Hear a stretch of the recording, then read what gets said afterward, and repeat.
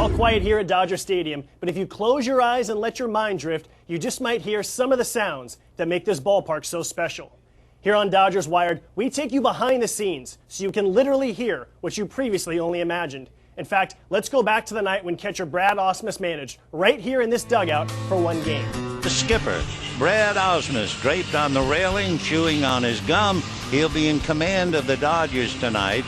Jamie Carroll, sitting just to his right, will be the skipper tomorrow night. And then Joe Torre, of course, will take over for his final game as the manager.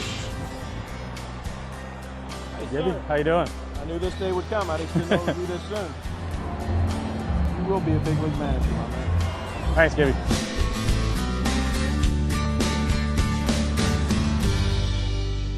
Just like the umpire said, I think we're going to see Brad Ausmus managing a lot more games. Well, that's going to do it for Dodgers Wired. I'm Josh Suchon. We'll see you next time. Welcome once again to Dodgers Round of Champions. I'm Josh Suchon. Today we're checking in on the Dodgers AA affiliate, the Chattanooga Lookouts. Each year, Dodger prospects float through the scenic city just like the Tennessee River. While most of these players won't build lifelong connections to the city, at least one player will. Pitcher James Atkins will always share a special bond no matter where his career ends up.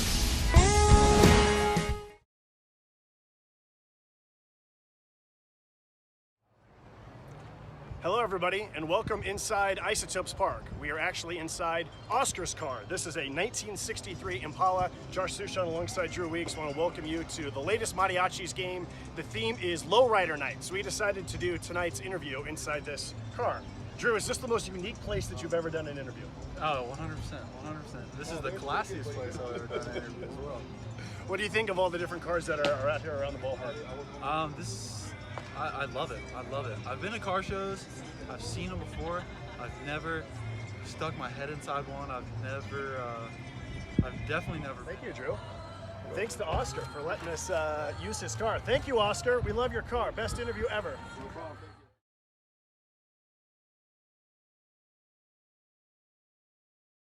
Hello again, everybody. Josh Suchon with the Albuquerque Isotopes. We're here at the Colorado Rockies Spring Training Facility in Scottsdale, Arizona. In order to get to Albuquerque, there's a lot of different steps you have to get to. And what we wanted to do is kind of give you an idea of what that's like. We're with Ryan McMahon. He's been with a lot of the different Rockies affiliates, so we're going to get his perspective. First place that Ryan started is where a lot of guys start, and that is Grand Junction, Colorado, lowest level of minor league baseball. You were just out of high school, Ryan. Yep. First professional team. How nervous are you? What's it like when you start pro ball at Grand Junction? I was nervous. I didn't really know what was going on, honestly. I showed up. I didn't have cleats. I didn't have a glove.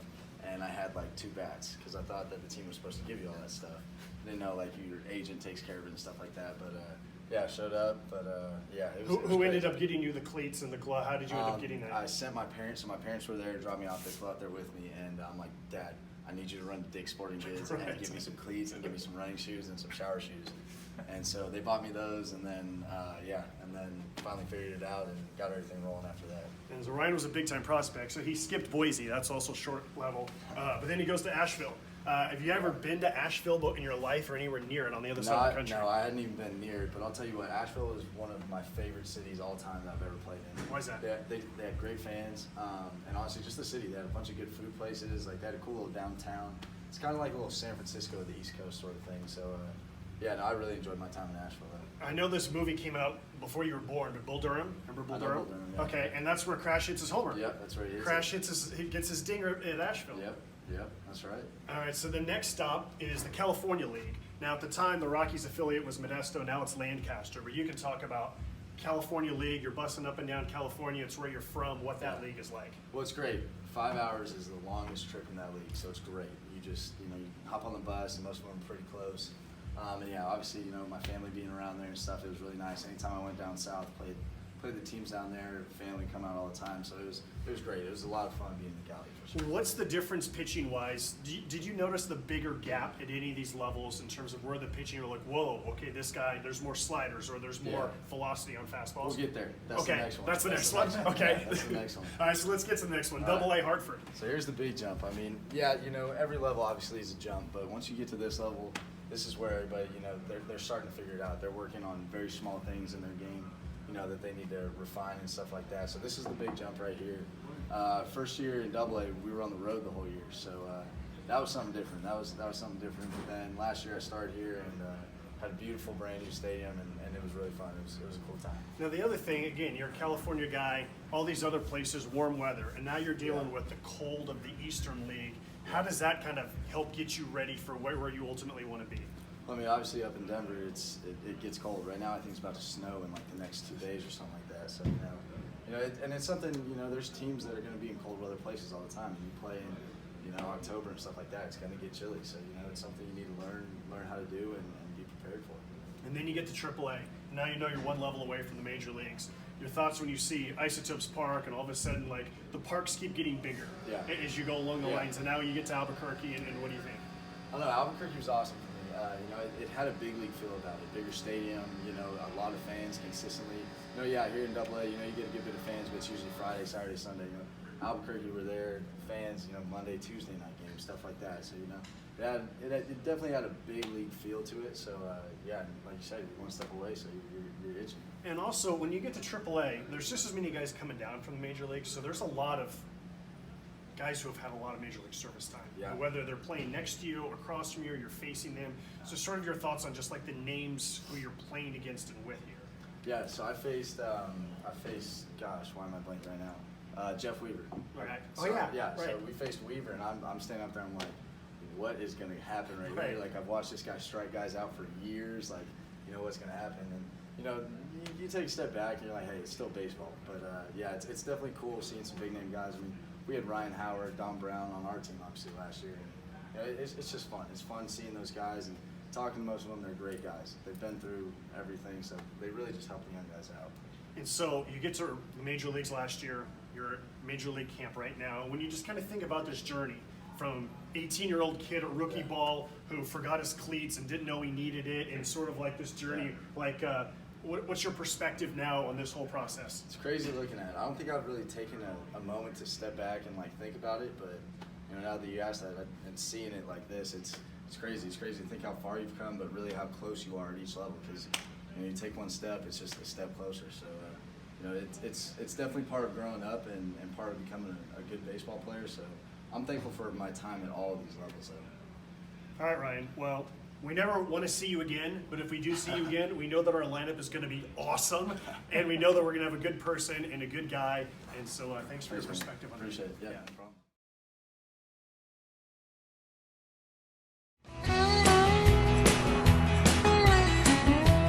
It is a bitter, cold winter's day in Evansville, the third largest city in Indiana.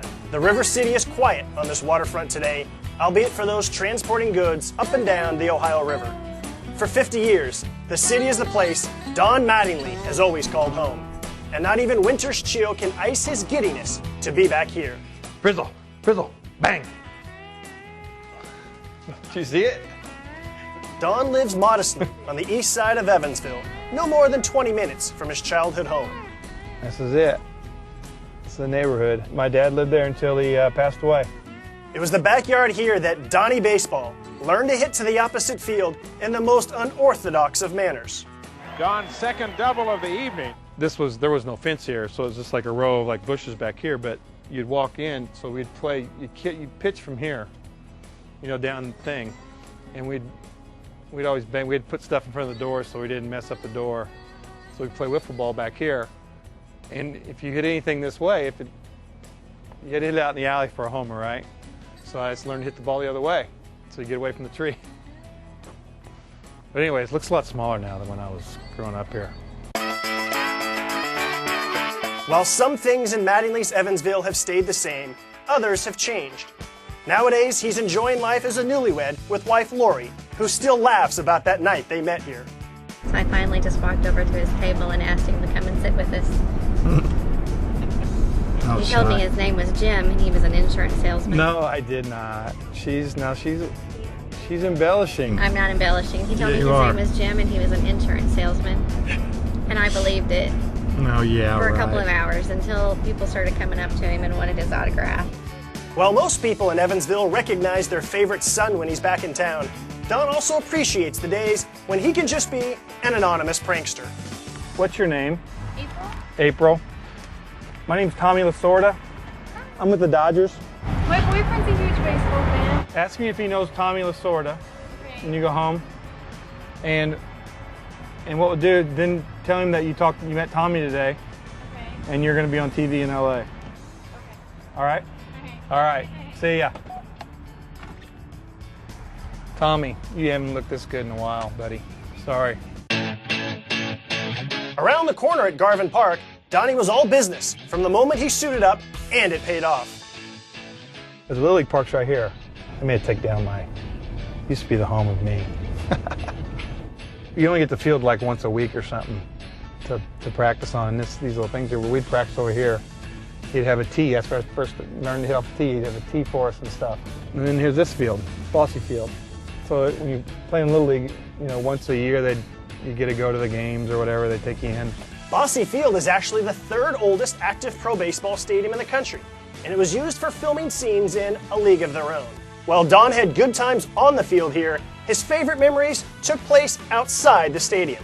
I told you chase foul balls for 50 cents a ball back here. And when you played, the foul balls would come over the roof, and there was no fence there, so you could chase them. So there'd be like 5 of us out here chasing. So you had to fight to get to them and stuff like that. Don's other passion is on display right around the corner at Diamond 5 Farms. He's owned the horse stables and farms since his 3 sons were little, and now his eldest son Taylor is in charge. It's like 40 acres. We've kind of did all this. A little house was on it. Taylor started doing the horses. He started riding, and we got into it, and then we put a little barn on it. Next thing you know, you got 25 horses. When I was retired, it was great. When I started coaching, it started getting tougher to take care of it, But this area is just kind of beautiful, Especially now, you're seeing it a lot better right now. It's kind of gotten ran down a little bit, but it's been pretty cool. Just 10 minutes down the road is Wrights Memorial High School, where Don graduated in 1979. This is my favorite class, lunch. It was here that Don blossomed into a local hero on the diamond, thanks to the school's legendary coach. Well, it's Coach Merkel, and he's pretty tough. He didn't look so tough now, though, but pretty tough when you're coming through, and there's a lot of stories about, missing practices. I know one of the main things is you didn't want to miss practice. I can't remember what happened to you if you missed practice, but I knew you didn't want to get detention. That meant you couldn't go to practice. Together, Don and Coach Merkel would win a state record 59 straight games and the 1978 state title along the way. I didn't remember the trophy at all. I remember winning it, though. It was a great feeling. And but you know what I remember? It's not good, because I remember the next year's loss more than I think more about that than I do the win. Yeah, I think we all do, Don. The losses are hard to take, boy. His accomplishments are recognized all over his hometown, especially at Tironi's, his brother-in-law's pizza joint. It is here where the old 23 Stout flows in his honor, and he can share an Evansville evening with family and friends. This is the place that it's calm, that it's away from everything. It's back home where it's really more about your family, about relaxing. It's about kind of diffusing from everything that you do. It's like kind of, I shouldn't say getaway, because there's still stuff you do, but it's just a different mentality when you get home, and that's that comfort I get.